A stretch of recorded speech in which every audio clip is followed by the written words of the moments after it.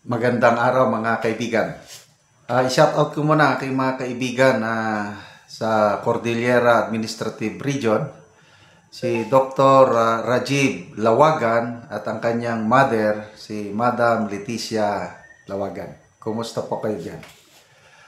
Okay, bigyan natin ngayon ng reaction, opinion itong article sa ABS-CBN. Tungkol ito sa isang malaking proyekto na inanunsyo, pinagmalaki ng Pangulong Marcos Jr. bago eleksyon noong Mayo 2025. Sabi niya, bago matapos ang 2028, magkakaroon na tayo ng subway, yung train na dumadaan sa ilalim ng lupa. Yun. So, pinagmalaki niya yun, matatapos sa 2028. Ito ngayon, sa article ng ABS-CBN, title, Metro Manila Subway, North-South Commuter Railway listed by DepEd as at risk. DepEd, ito po yung Department of Economy, Planning and Development, yung dating NEDA.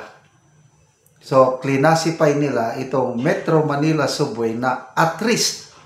Ano yung at risk? Sige, basahin natin Ito na yung article. More than 40 government-funded projects through concessional loans were classified as at risk. Delikado. At risk. May riesgo. Delikado.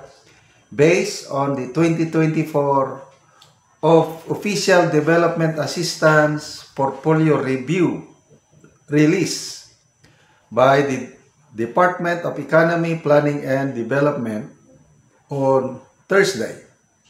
This means that these projects, which include the Metro Manila Subway and the North-South Commuter Railway, may not be completed on time or run the risk of going beyond the initially allocated budget.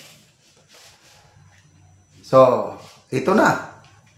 Ipinagmalaki ng Pangulo. Matatapos yung Metro Manila Subway by 2028. Sinasabi ng DepEd, hindi pwede alanganin. Actually, ang unang nagsabing alanganin, ang DOTR Secretary Vince Dizon. Sabi niya, alanganin.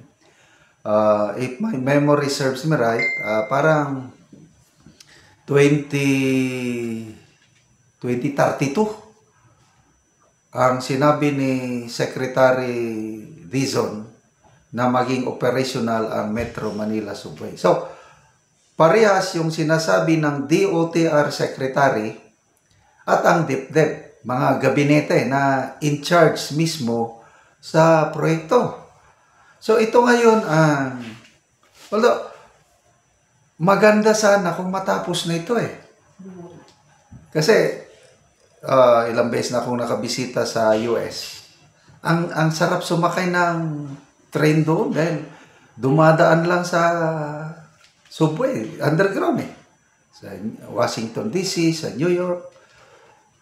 Ang sarap, napakadaling magbiyahe, walang ka-traffic-traffic kung mayroon tayong subway. At ito nga, matatapos na sana sa sobrang tuwa.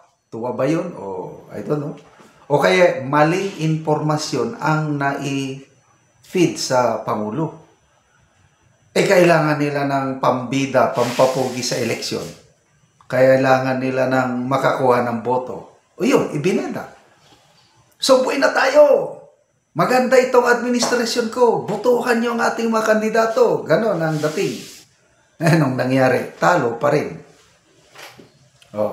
So, huwag na tayong aasa.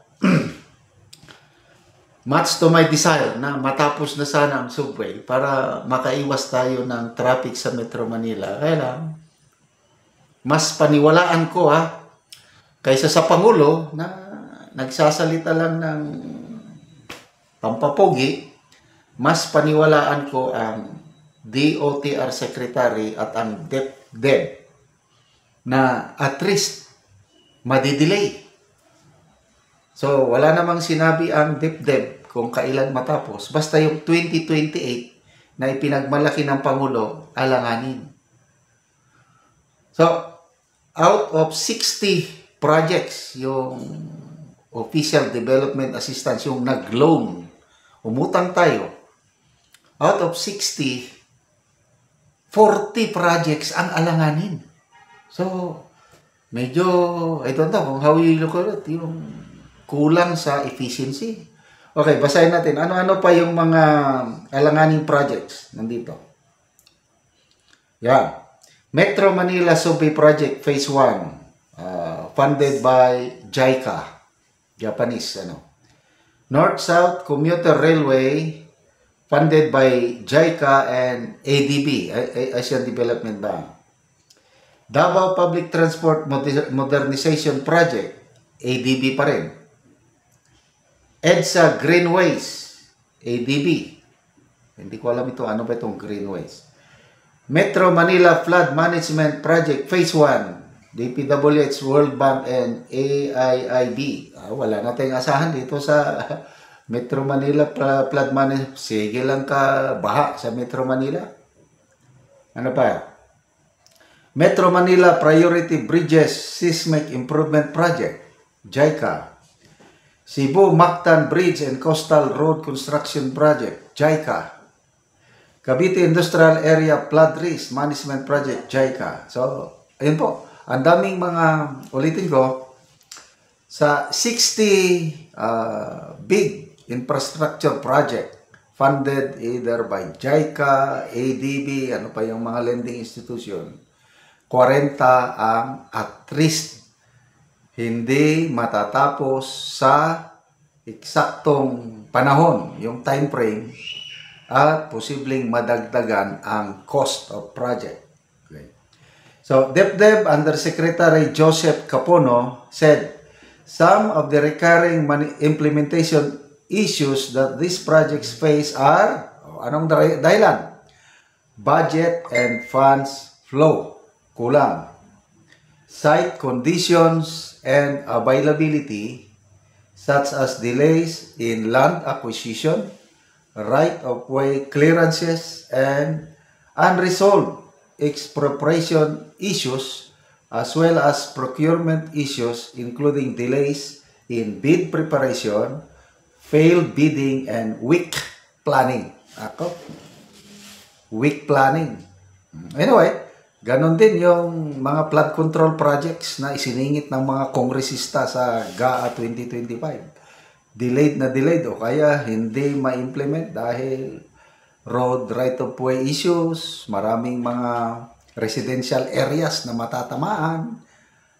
Basta singit ng singit ang mga kongresista, I don't know. Kaya ito, nagkakadipo-dipo. Mahiya naman kayo, sabi ng presidente, sila pa rin ang pumalakpak.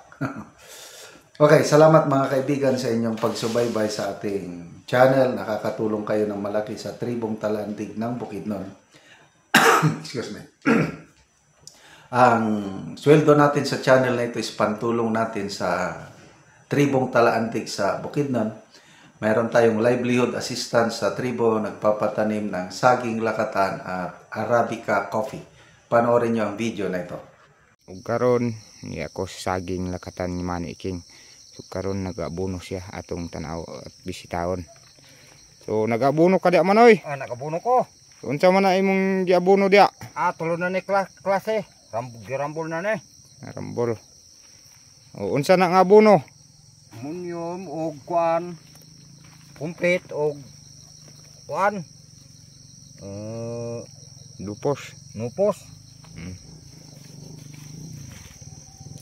So karon luag-luag gyud ni ang sagingan ni Manny King. So nindot kayo, mga dagko na yung saging. Luag-luag yun ang aging niya, mga tambok kayo, sinaw kayo, mga daon.